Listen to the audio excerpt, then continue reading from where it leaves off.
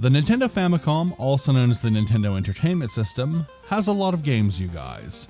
The system dropped in Japan in the mid-80s and later came to the West in the late 80s. The system was popular up until the mid-90s. It was viable for a decade and as such accrued a lot of games. A lot of games. It is just obscene how many games the system has for its time. One of those games is Final Fantasy, an old school, rough around the edges, cute and captivating role-playing game from the folks at Square. You know, the people who would eventually bring you The Bouncer, and The Quiet Man, and Forspoken. But unlike those games, this one was fun. In fact, I'd go so far to say that it is still fun. This rough around the edges old school RPG is still fun to play. Final Fantasy has gone on to influence countless titles since it first debuted on the Famicom in 1987. Along with Enix's Dragon Quest and Sega's Phantasy Star, it's arguably one of the most important early console role-playing games. Without FF or DQ or PS, modern RPGs would have probably evolved a lot differently. These three games took the hardcore formulas of early 80s computer RPGs and made them a lot more accessible. Although in hindsight, these three games are all as hard as Since we've already talked about Phantasy Star and Dragon Quest, today we naturally have to complete the trifecta and talk about Final Fantasy. Now that's what I call a Triforce of power. Dragon Quest, Phantasy Star, and Final Fantasy. What a nostalgic blast from the past. So let's get in the airship, buy a bunch of tents, and grind ogres on the Peninsula of Power until we're blue in the face. This is, despite the name, Final Fantasy. Final Fantasy was developed by Square and published by Square in 1987 for the Nintendo Famicom. It was later brought to the Nintendo Entertainment System directly by Nintendo themselves. Square was a small and humble developer who had created a few games in the preceding years, but nothing groundbreaking. Square employee Hironobu Sakaguchi had wanted to make an RPG for a while, but Square told him no because RPGs were still very niche at the time and would sell poorly. But never fear, FOMO is here. After the success of Enix's Dragon Quest, the Square execs finally granted Sakaguchi his request to make an RPG because money, money, money. Sakaguchi gathered his team and set to work on something inspired by both wizardry and Dungeons & Dragons. One of the first people he added to his team was Akitoshi Kawazu. Kawazu was responsible for creating the battle system and brought his love for Dungeons & Dragons to the team, directly influencing the magic system of the game. Sakaguchi initially penned the story for the game himself with some input from Koichi Ishii. Feeling the story needed to be a little more fleshed out, they hired a third-party writer named Kenji Terada to bring the story to life. Fans of the channel know that I'm a big fan of Terada, as he went on to do the scenario writing for Brigandine, The Legend of Runecia, and the Sega CD cult classic Dark Wizard, one of my favorite SRPGs. He also worked on the classic anime Dirty Pair, and that is just cool. The artist Yoshitaka Amano was hired to do character designs. Amano was a popular artist even at this stage of his career, having a long list of anime and manga that he had worked on. Most notably might be Vampire Hunter D, a manga that he's still working on today in 2023. Amano almost didn't make the cut as Ishii had suggested him, but Sakaguchi wasn't impressed at his work. Only for Sakaguchi to later see some of his art in a magazine he liked, showing it to Ishii, and then finding out that it was Amano. Hijinks. Game music was written and arranged by, of course, the legendary Nobuo Uematsu. Uematsu was no newbie to writing video game music at this stage, as the Final Fantasy soundtrack was actually his 16th video game soundtrack. And of course, since then he's written a huge number of incredible soundtracks, including all of the Final Fantasy games up until Final Fantasy IX. The man never stops. Being a role-playing game from the mid-80s, the story of Final Fantasy is not the main focus. And while the story isn't the main focus, it has a few interesting points and twists that make it memorable, if not wholly remarkable. The game does have a few intriguing points of world building though, which definitely helps the setting, at the very least, remain memorable. The story begins with our four heroes, each possessing a powerless orb of light, being tasked by the King of Corneria to rescue Princess Sarah from the evil Garland. Why did he kidnap the princess? Fantasy tropes, that's why. Your party enter the Temple of Fiends and easily dispatch the corrupt man and rescue the princess. The king then graciously builds a bridge so you can explore more of the world, and late title card. The game then moves forward with a large number of small quests that don't really connect to each other, at least until you get to the point where they do.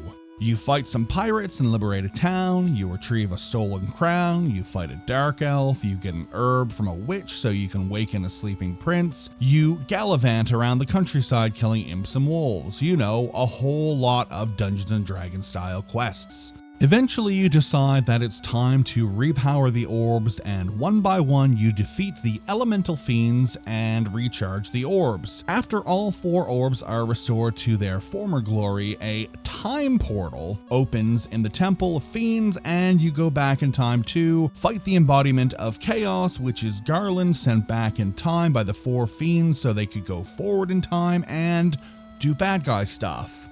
This creates a time loop so Garland can live forever. After Chaos is defeated, the time loop has been stopped and the future is returned to its non-perverted state. But as a result, our heroes are forgotten and fall into that of legend. So, all in all, it's a pretty unique story for a 1987 fantasy game, but it's also pretty ridiculous. A lot of people will whinge and whine that Final Fantasy has gotten too futuristic, but the sci-fi ending and Tiamat's dungeon, which is this futuristic flying ship, both point towards the fact that this series has been like this since the very beginning. Now, it's nowhere near as futuristic as Phantasy Star is, but this little bit of sci-fi flair is a pretty fun addition to this game. As mentioned, I like the world building. It's not a lot and it's not deep, but it fleshes out the world a bit and gives your imagination something to grab onto. The Lefinish people, The Lefinish people have a history that doesn't affect the game's setting too much, but it adds a bit of food for thought. They're an ancient race who had vast technological power, including a highly advanced space station, which doubles as Tiamat's dungeon, and now thanks to the Wind Fiend, they are grounded. It's small things like this that give the setting a bit more flavor than something like Dragon Quest, which is a lot more plain. It's not as flavorful as Phantasy Star, but it's definitely something.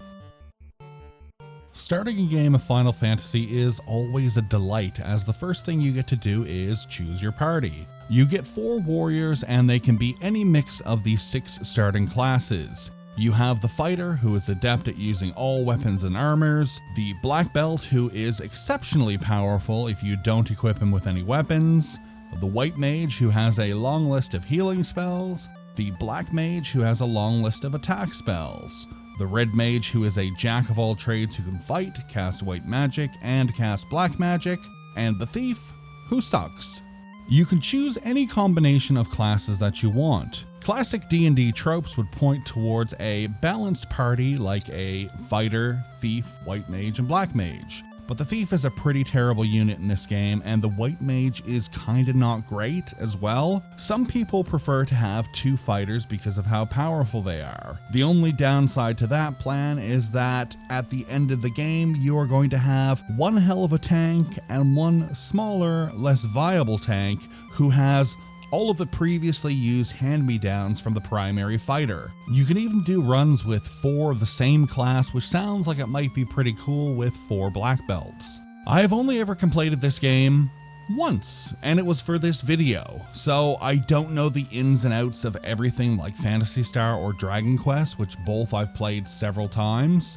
All I know is that my party of fighter, black belt, red mage, and black mage was pretty solid.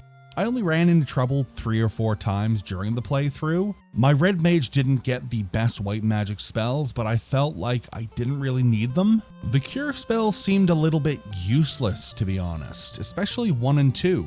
They just didn't heal enough to make casting them in battle worth it, and you have so few castings that using them outside of battle was fairly unhelpful. The best healing strategy, and I hate to say it, is to buy 99 potions before going into a dungeon and then just spamming them after tough battles to regain your health. I have a feeling that Cure 3 and 4 would not be the better choice because due to the magic system, more on that in a minute, having 3 casts of a spell won't counter the 20 or more random battles inside of a dungeon.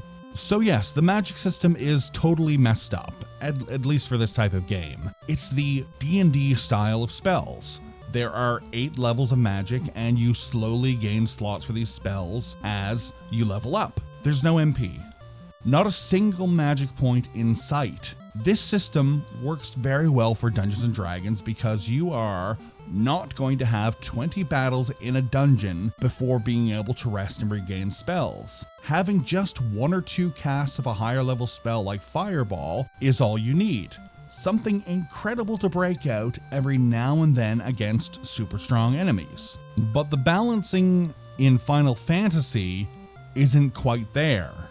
If you only had half a dozen battles in a dungeon, this system would be great. But since you have 20 or more battles in a dungeon before getting to the boss, you are going to run out of spells fast, and most people will want to save the big spells for the boss. So you will be fighting screens and screens of incredibly tough normal enemies while staring at spells that you don't want to cast because you need to save them for the boss. So yeah, the combat system is a bit of a mess. On top of the mismatched magic system, you have that issue/choice to have attacks on dead enemies with instead of targeting a new monster. This is annoying whether intentional or not because it simply draws out battles even longer than they already are, and you don't want that. Adding to this is some battles will have you pitted against 9 enemies at the same time. Good grief. Perfect time to whip out a screen clearing spell, but you only have 3 of those and you need them for the boss. These nitpicks aside, battle is still pretty fun. Unlike Dragon Quest or Phantasy Star, your characters appear on screen in big, beautiful, chibi sprites. And with that, Final Fantasy is the only one of these 3 important early console RPGs to completely discard any semblance of first-person gameplay, severing that visual connection to Ultima and wizardry. Having the characters on screen in battles does a lot to solidify your characters' personalities, which they have none, they are all silent, so seeing them do their thing in battle is just about the only personality they get. And the designs are very good. Each of the 4 classes are overflowing with style and charisma. These nameless heroes might not have more personality than Alice and crew in Phantasy Star, but they're still very memorable. It's grind time. Did somebody say it's grind time? It's grind time. Like DQ and PS, Final Fantasy loves for you to grind experience and gold. It wouldn't be an old RPG without mandatory grinding, but grinding in FF is mitigated by the Peninsula of Power trick. Early in the game, you can access a seemingly empty peninsula that is actually home to some very strong enemies that give out some incredible experience and some okay gold. Spending a bit of time here will make the early game a bit more manageable. Experience eventually gets to the stage where it's not a huge issue, but money for the first maybe 4/5 of the game is super scarce, and juggling money for gear and money for spells was something that was always at the forefront of my mind while playing. And the cost of spells skyrockets fast. You are gonna be strapped for cash this whole game until maybe the very end, where all of a sudden you will be drowning in cash. In the early game, chests would hold maybe 100 or 200 gold. In the late game, they hold something like 14,000. Final Fantasy is also one of the first, or maybe the actual first console RPG to introduce class change. I cannot find any definitive proof on what game did this first, so if you know, please leave a comment below. I really would like to know that because I'm Mr. SRPG and SRPGs are big on class change, so I really would like to know this. You will eventually meet Bahamut, yes, the Dragon Man, who will promote your units to stronger classes if you bring him a rat tail. I'm not sure why a rat tail, but I blame it on the 80s. Once you present to Bahamut the rat tail, he will promote your characters to stronger units that can use better weapons, armor, and spells. The fighter becomes the knight, the thief becomes the ninja, the black belt becomes the master, the white mage becomes the white wizard, the red mage becomes the red wizard, and the black mage becomes the black wizard. All basic stuff, but it's nice to see this kind of progression in such an old game. Final Fantasy has gone on to be an incredibly huge series. The first title has spawned so many remakes and remasters that I'm not even going to try to note all of them. The game has also spawned 15 mainline sequels, and some of those sequels have direct sequels. Final Fantasy X's direct sequel is called Final Fantasy X2, which is a nightmare of a name to think about. And Final Fantasy XIII has 2 direct sequels when it should have exactly 0. I think the way they name these direct sequels sounds insane, but when you think about it, each mainline Final Fantasy is a separate story unlike the previous game, so while the titles sound like Frankenstein monsters, they do kinda make a bit of sense, I guess. Final Fantasy was once such a hot commodity that there are a host of Game Boy games that were renamed Final Fantasy for the West, despite the fact that they are not Final Fantasy games. Final Fantasy Adventure is actually the first Seiken Densetsu game, yes, the precursor to Secret of Mana, and Final Fantasy Legend 1, 2, and 3 are actually games in the Saga series. Why the change of names? Well, brand recognition. People knew what Final Fantasy was. Seiken Densetsu and Saga were never released in the West before. Final Fantasy had been, so they basically guaranteed sales with this decision. Capitalism. Final Fantasy would go on to spawn a number of movies, including the incredibly expensive Spirits Within, which was a box office nightmare, and almost totaled Square then and there. Since then, there has been an uncountable number of times that Square has almost destroyed itself with atom bomb ferocity. But this isn't a bash Square video, this is a celebrate Final Fantasy video, so let's get back to that. Out of the 3 big early console RPGs, I think Final Fantasy might be the easiest to return to. Mind you, it is still obtuse, just not as obtuse. For the most part, the game is pretty good at relaying what to do next.